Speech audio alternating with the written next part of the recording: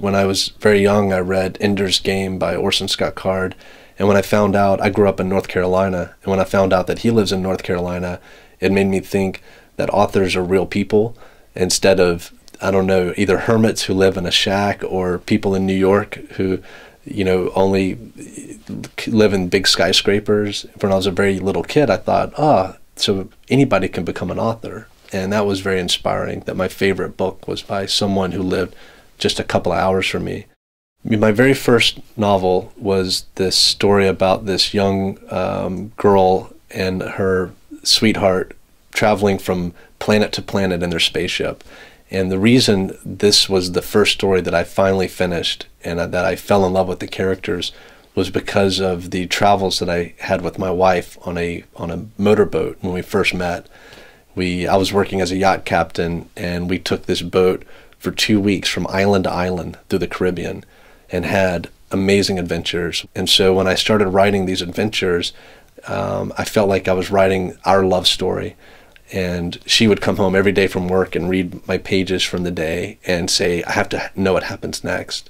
And that gave me the encouragement to finish. And once I found out I could write a novel, I haven't stopped.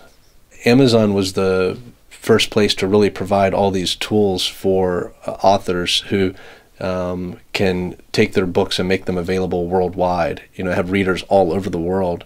And the challenge to get into bookstores really is all this work to have a handful of locations.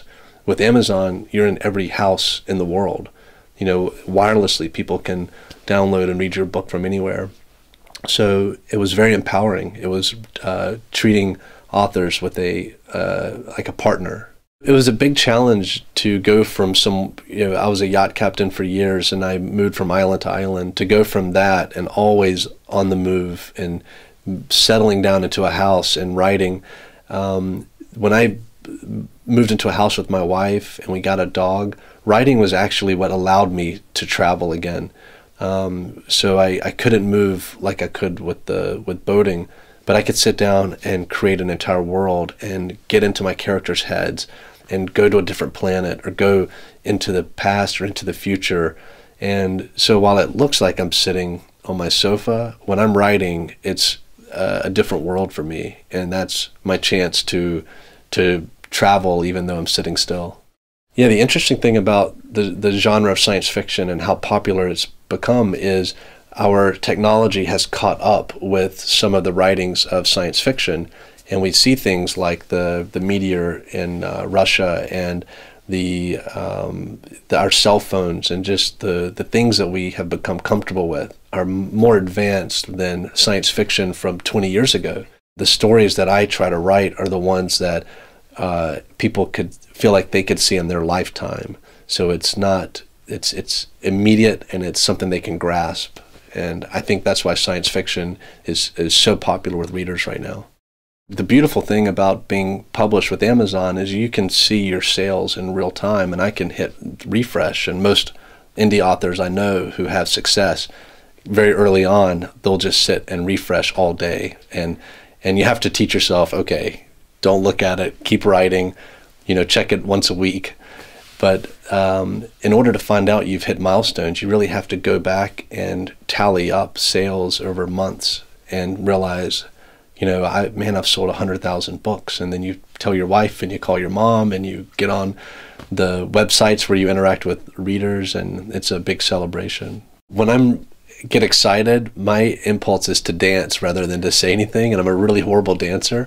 But I've made the mistake in the past that of dancing and recording it and putting it online, and readers had so much fun with it that I now, whenever something really big happens, I'll record myself doing a dance. So when I hit #1 in all of Amazon, I did the Gangnam Style dance, and it was horrible. My wife was laughing so hard the camera is shaking. When I use social media, it's not to try to get new people to buy my works, because I think you don't trust hearing it from the publisher or the author that my book is great, and I'm not comfortable saying that.